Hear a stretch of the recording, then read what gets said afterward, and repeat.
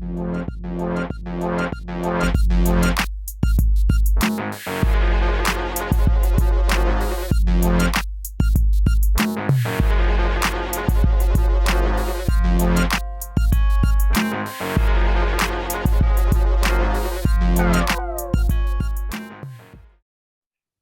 us for this segment is Congressman Stephen Lynch, representing the Massachusetts 8th Congressional District. Congressman, it's been a while since we've chatted, but how are you doing? I'm doing well, thank you. I'm home, came home yesterday, but it's good to be home and good to be with you, Kevin. Excellent. Many of us, and I'm including yourself, I'm sure, we're hoping that the new year would bring change. Does it feel that way to you? That we've sensed Well, change now? It's 2021. it started off with a bang, and so I think this is a little bit of a hangover from 2020. So I think maybe when the new president gets sworn in, that'll really begin the new year as well as the new administration. We had some real surreal events that unfolded on January 6th. This is while Congress was tallying the electoral college votes. Many Americans are upset by what they witnessed, the chaos from afar. But you were there. Where in the building were you when this all unfolded? I was at the Capitol complex, so I had meetings there early in the morning at the Capitol, and then several of the buildings that the Russell building in particular, that was the one I was at when the big surge came. So I was required to shelter in place at my house, which is I have a little studio apartment about a block and a half away from the Capitol, and that was sort of away from where the crowd was surging up the hill. So we had police protection around the building, and I just had to wait until the events transpired. If I may ask you, as an elected official, what was it like to experience something like this? To me, it appeared to be a near coup, per se. Yeah, it was very, very strange, bizarre. I spent a lot of time in other countries like Iraq, Afghanistan, Yemen, Pakistan, where every election the losing candidate says it was rigged, and so they undermine the party that won, they undermine their democracy, they undermine the government, and they create real distrust in the population. That's sort of what happened here. This is exactly what President Trump was intending to do. You got to remember that we were just counting the votes that were being brought from the states, and Mike Pence's responsibility was just to open up the envelopes and read the certified results that were sent to Washington, sent to Congress from those states by the governors and legislators of those states. In every case on the challenge states, those cases also went to the courts, the federal courts, and based on the decisions of Republican appointed judges in 60 different cases across those 6 states, it was determined that there was no fraud, that the cases were dismissed for lack of evidence. And yet President Trump kept spinning this bogus story that there was a fraudulent election. And what was really incredible is that Republican legislators who were on the ballot with Trump, that ballot, and were elected from their states on that ballot, they were spinning the story that the ballots that they were elected to Congress on were fraudulent, that those elections were fraudulent. It's tough to get your head around that, but it was just disgraceful. I am very glad that McConnell and Pelosi and Schumer and McCarthy all agreed that we needed to go back in to session after the National Guard and the FBI and the ATF did a very, very good job. Several hundred of them went in and cleared out the these domestic terrorists from the building to allow us to go back in and complete our job. So we finished up around 4 a.m, but we did our work. And so I'm very glad about that. It showed the American people that their votes will be counted, and also that their democracy was alive and well. But we've got a lot of work to do. I still think we need to impeach this president.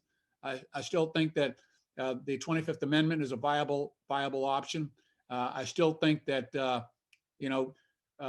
seditious conspiracy, there are elements there that the president could be charged with. And I'd like to get started on that as soon as possible.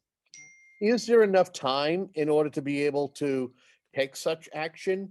And if you did impeach President Trump, what ramifications would this prevent this outgoing president from seeking to be reelected or elected again in 2024?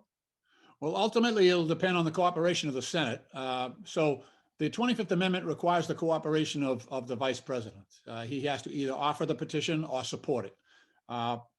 And again, even though there's part of this impeachment process that occurs in the state, in the House, it also requires cooperation on the part of the Senate, and that remains to be decided.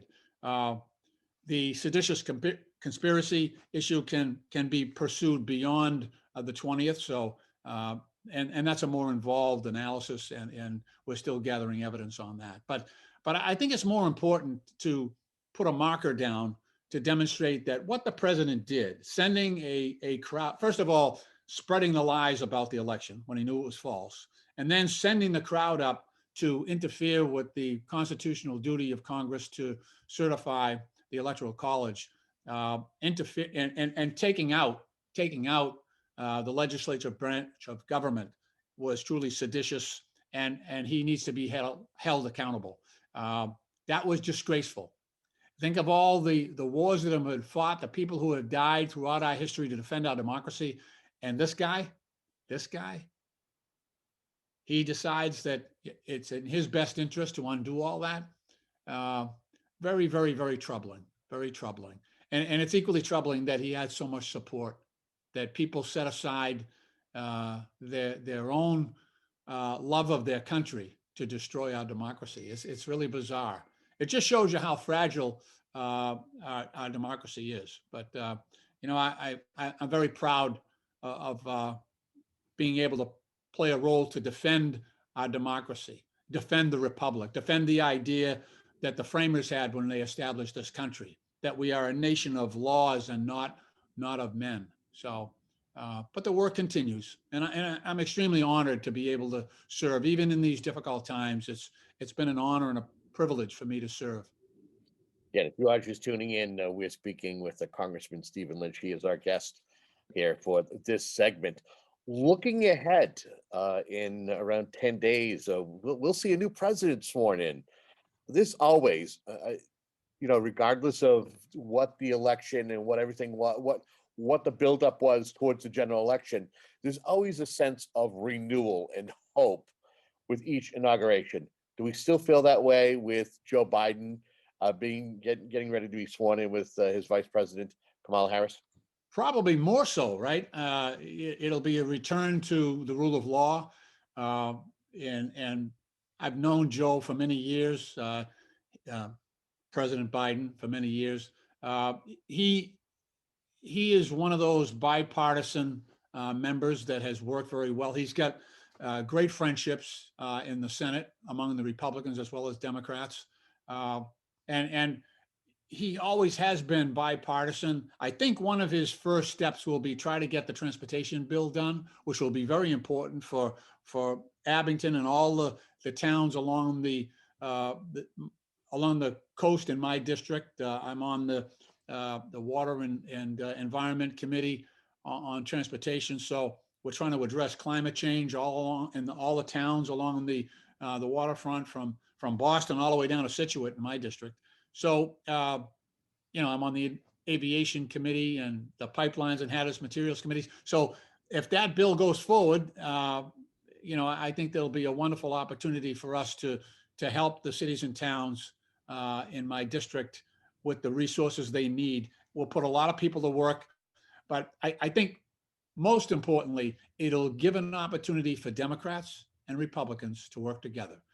We've already done one version of the bill, and we made sure that it was chock full of initiatives that the Republicans wanted, because we want to build that bipartisan consensus around, strengthening the United States infrastructure and transportation systems. We've got stuff in there such as broadband access for rural, mostly red states, as well as, green infrastructure and green technology to address the climate change issues that are affecting every community in America, and the world. So, I'm very optimistic in that regard.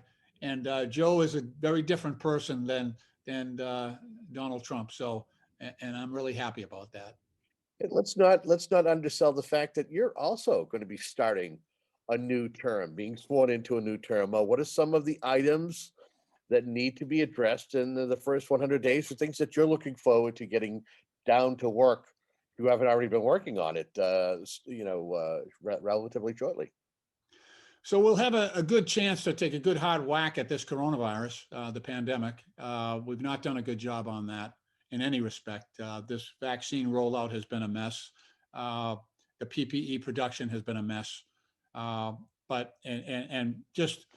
I think that President Biden sees that as a major initiative for him coming out of the gate. I talked about the transportation bill. That will probably be the first up in terms of the president's agenda. So I'll be deeply involved in all of that, and happy to, be a part of that. We've got a lot going on in the world. I chair the subcommittee on national security. So we've got the situation in Afghanistan. We've got the situation in Iraq, Yemen, Somalia. I was there somewhat recently. And so we've got a lot of flashpoints around the world that we're very, very concerned about, as well as, healing the country as well internally,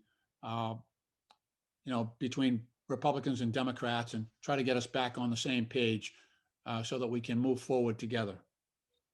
Yeah, it's funny. I liked how you transitioned from domestically to the foreign, because I feel as though with a new administration coming in, it's going to give us an opportunity to rebuild and maybe take a look at some of the treaties that the outgoing administration pulled out of, and try to get us back into better standings with a lot of the global leaders, which we have been accustomed to working with. And it seems as though we've taken a pause on that over the past 4 years. Would you not agree?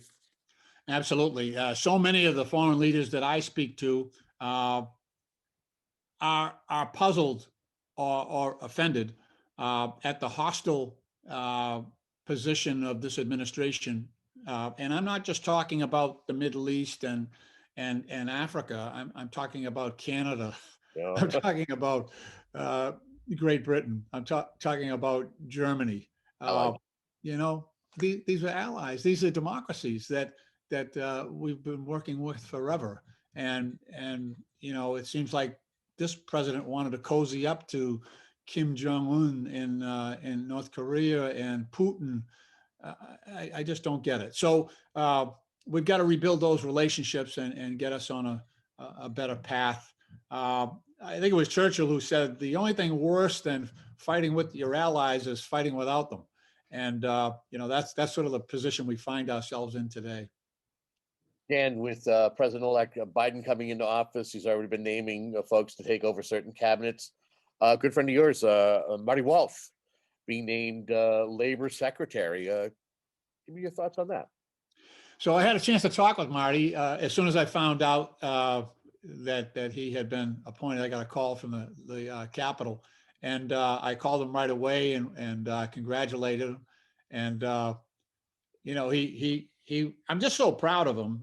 Marty and I, just to be clear, we strapped on the work boots together. Marty was a laborer, Local 223, and I was an iron worker with Local 7. Marty became the business manager of his union, business agent, and then the general agent, and I became the president of the Ironworkers Union. So we go back a long ways. Because of the cyclical nature of the construction industry, ironically, Marty and I have found ourselves in the unemployment line at the same time. And how wonderful is it that not only do we have somebody who strapped on a pair of work boots and went out there and did physical work as our new labor secretary, but someone who knows firsthand what it's like to live on a meager unemployment check from week to week. And that is not a happy experience. I've done it on several occasions. But especially at this time during this pandemic, with so many people, you got millions and millions and millions of people out of work. You've got a labor secretary that knows what they're going through. And so from a compassion standpoint, he will be able to understand and appreciate what they're going through. He's also someone who appreciates the value of the dignity of work and the safe working conditions, good health care and good pensions. So, I think he'll be able to bring a great perspective on that. And I also think that, look, I've known Joe Biden for a long time. I've known Marty forever. He's worked on my campaigns for me when he was first starting out, and I've worked on his campaigns with him. But they're kindred spirits. Joe Biden, President Biden, and Marty Walsh. They believe in the same things, and I think it'll be a very easy transition for Marty Walsh, Secretary Walsh, to become Secretary of Labor, and just there'll be great harmony between the ideals and the beliefs of those two men. And I think Marty will be great as Labor Secretary, and will be a passionate advocate on behalf of all workers all over this country.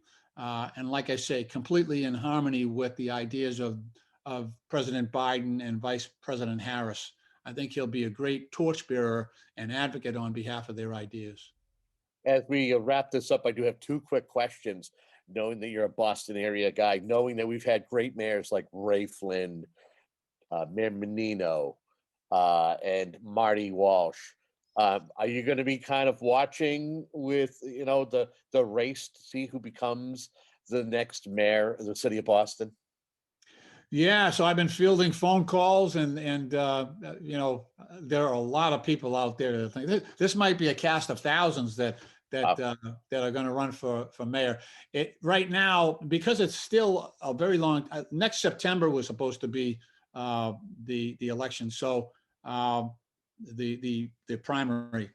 So it's a long way off. So we're not quite sure whether there'll be a special election. That's a long time to go with an acting mayor.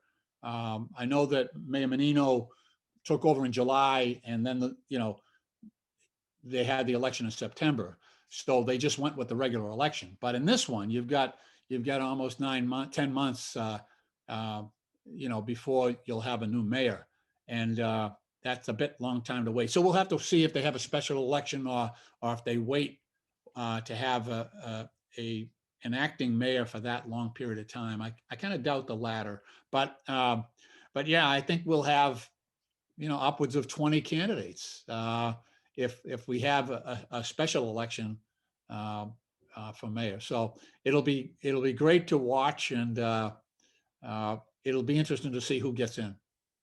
Anything you want to say in closing? Anything we haven't touched upon, or just a way to say something to your constituents while we have you for the last couple of moments? Yeah, I would. First of all, I want to say thank you to all. Look, we had an election back in November in the middle of a pandemic, and we had a record turnout. And I'm including voting from your kitchen or your living room as turnout. But there were a lot of people a lot of those talking heads were saying, oh, there'll be a low turnout. It's the middle of a pandemic. People are afraid. We had a record turnout in our district, in the 8th Congressional District. So in every single town in my district, every single city, we had record turnout. And that's unbelievable. I just want to congratulate the people of my district for stepping up as good citizens. And I actually thought myself, I said, well, the people who usually vote are going to vote, by mail in. That's basically it, and it'll be the same. In some towns, we had triple what we normally saw in elections. So I'm greatly encouraged and greatly honored that I was elected by such a huge margin in both the primary and in the final. So, and even in these tough times, the institution that I served in was attacked last week on Wednesday, the 6th. And, even in the midst of that, I am just so proud and happy to serve, because I work for the almost 800,000 people that I represent, and I'm blessed. I've got common sense people that I represent. I've got good Americans that I represent. I've got people that support the Constitution and the principle that this country was founded on, uh, individual rights and freedoms and respect for the Constitution and the rule of law. And, my district is just a shining example of what's best about America. And, it just, I think especially with the events of Wednesday, it just makes me that much prouder that I have the opportunity to represent the families of the 8th Congressional District in Massachusetts, in the United States Congress. So I am very thankful, and I wish a very happy new year and a healthy new year to everybody in my district, and to you, Kevin, going forward. So thank you. Congressman, I thank you for taking time out, and your staff for always paying attention to any need of the media here on the South Shore or in the Boston area. It's definitely appreciated. Again, we've been privileged to speak with Congressman Stephen Lynch, who has been our guest. Thank you, Congressman. Thank you, Kevin. Have a good day. Stay safe now.